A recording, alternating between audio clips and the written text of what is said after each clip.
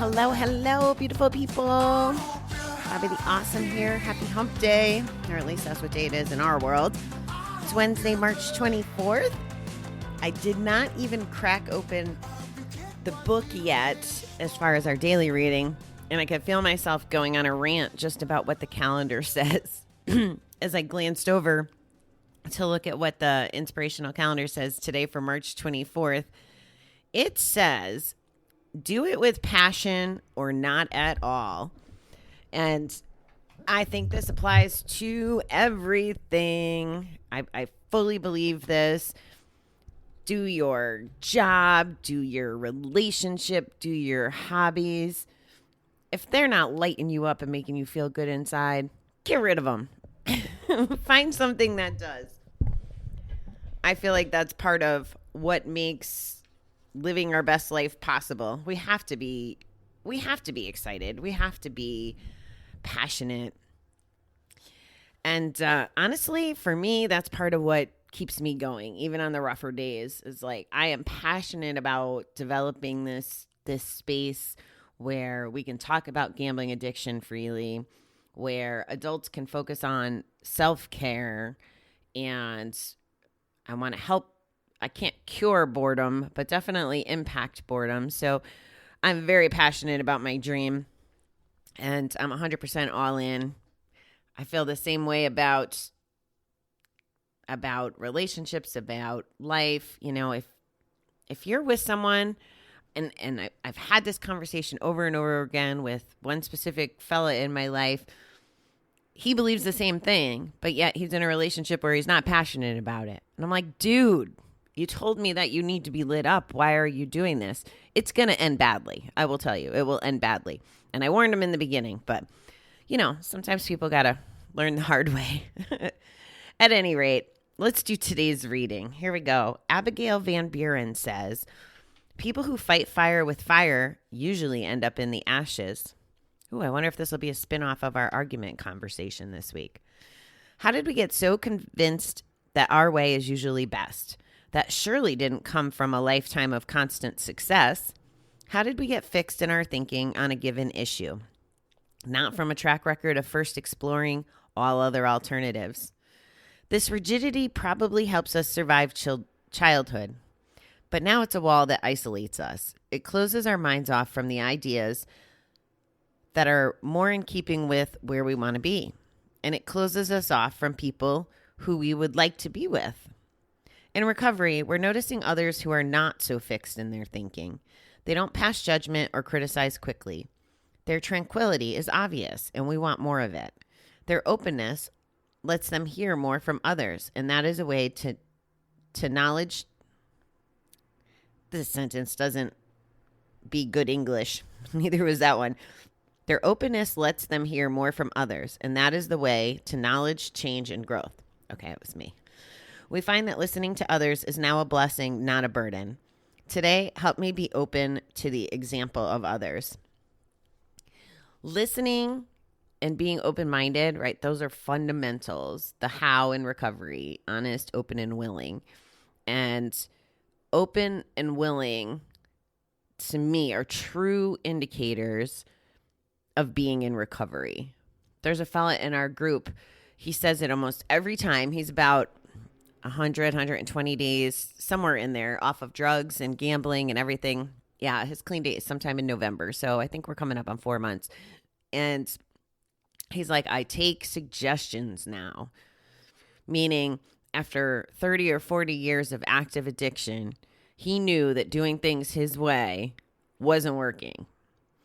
And he just, believe it or not, had a sleepover this past weekend. Not him, but his girlfriend, his family. And there was 3 9-year-olds and a 2-year-old at the sleepover.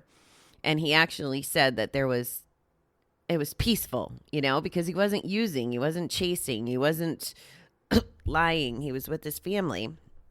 And that's what recovery gives us. It gives us appreciation for those moments. Now, for me, spending it with 4 children for the weekend would not bring me serenity in any concept. But for him, and probably for most people who are into the whole children gig, it makes sense. The point early on in this reading is about if we knew it all and it worked, would we be addicts or would we be having a challenging life? That's kind of what I hear in this. It's almost sarcastic, or I don't know, the way the reading writes. How did we get so convinced? It didn't come from a lifetime of constant success. Like, oh, my way hasn't been the right way. How am I learning and growing and changing that? But I guess first we have to have that realization that our way doesn't work.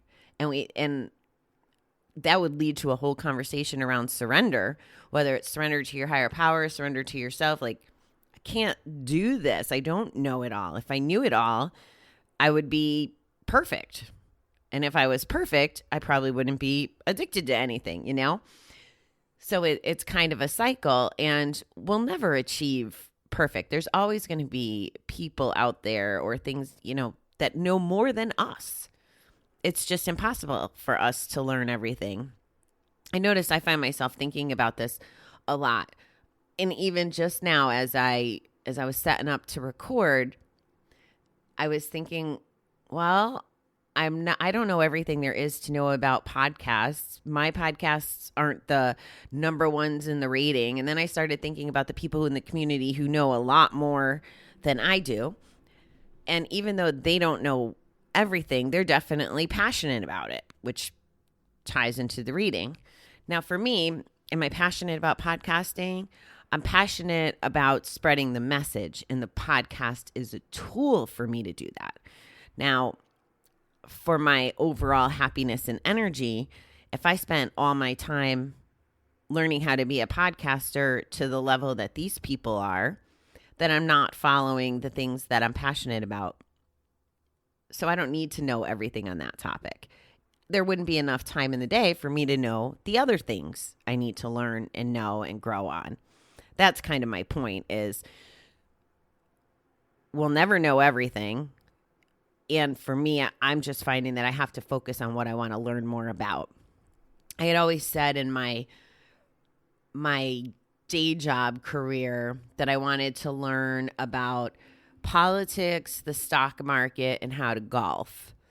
And honestly, politics and the stock market did not interest me. And now that I realize that the stock market is gambling, thanks to Dr. Stone's story, I'm glad I didn't learn how. I did learn how to golf, and that counts as self-care.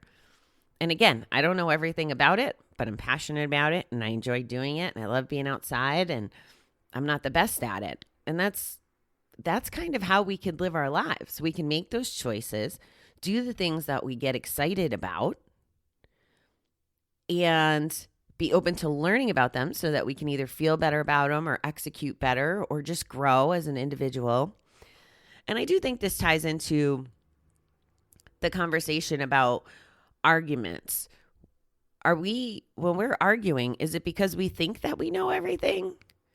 And again, if there was that constant success or a track record of I can't think of another word for success, a track record of things always going right because of the ways that we apply what we think we know, we wouldn't be in a lot of the positions we're in the first place.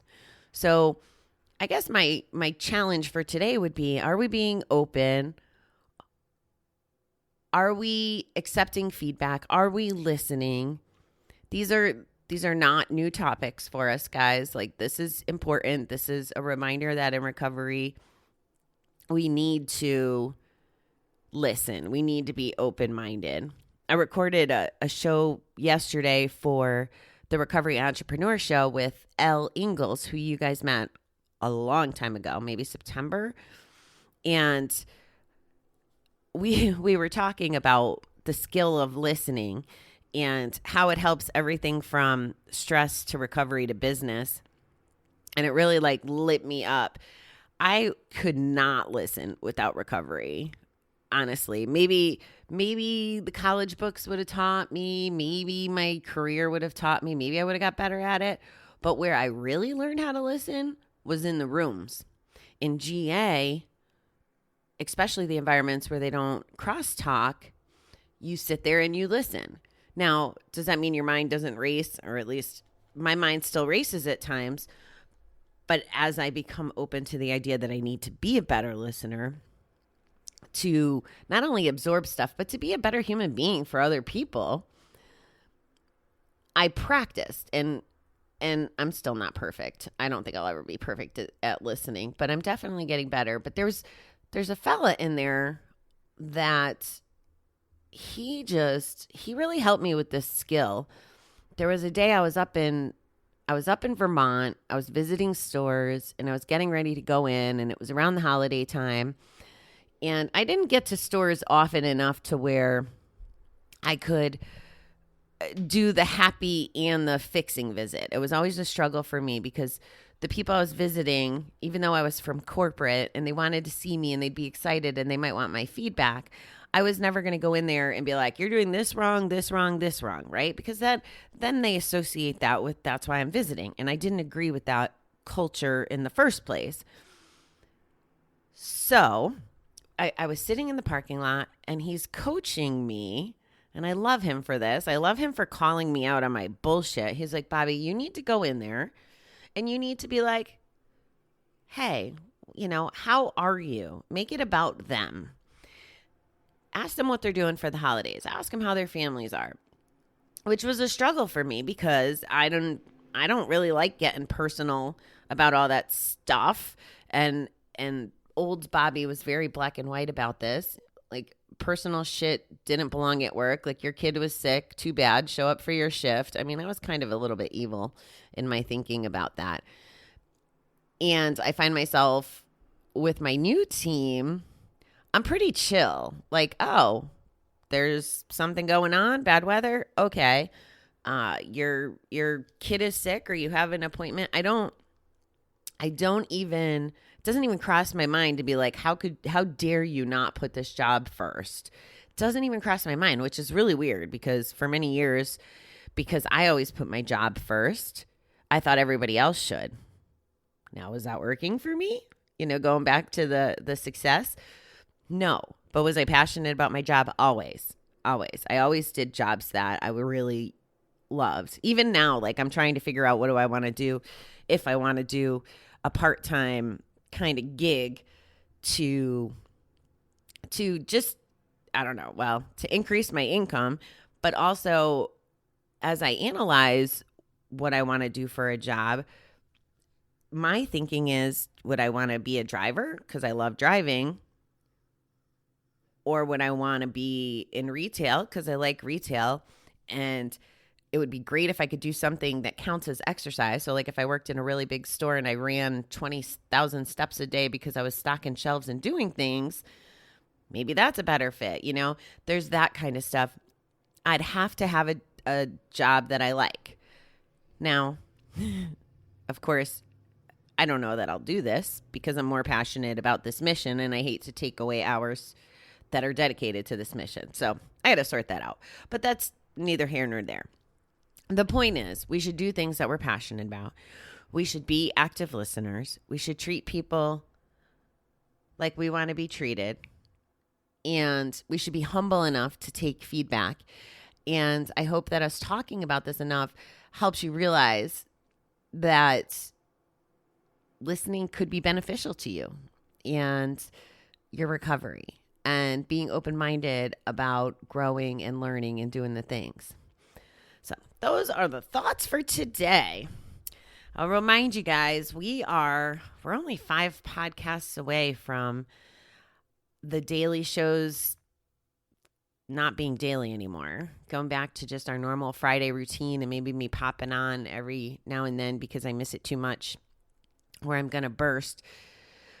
So I hope that you will consider, whatever day it is. So like last year's March 29th, March 30th, there'll be 2 shows a day for those dates. So I hope that you'll go back and listen. I know after talking to Elle yesterday that I need to go back and listen because I was so fired up and excited to talk to her. And as I was talking to her, I remembered I was excited and fired up to talk to her last time. And I want to go back and listen to her old episode on 321 because we don't learn everything on the first try. And at the rate I've been absorbing information, sometimes things stick and I can apply them right away. And sometimes I hear them, get excited about them, but then the next shiny thing is consuming me. So that's what I'm going to do. I hope you give that some thought.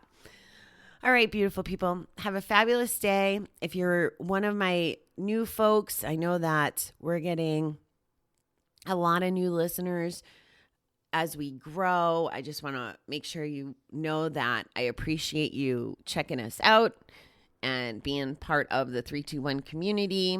And if you ever, if anybody ever needs anything, additional conversation or support, all my contact information is in the show notes. I'd love to hear from you. Of course, it always makes me cry. Usually the notes that I get are pretty emotional. So, but you do you, and I will talk to you guys tomorrow. So long.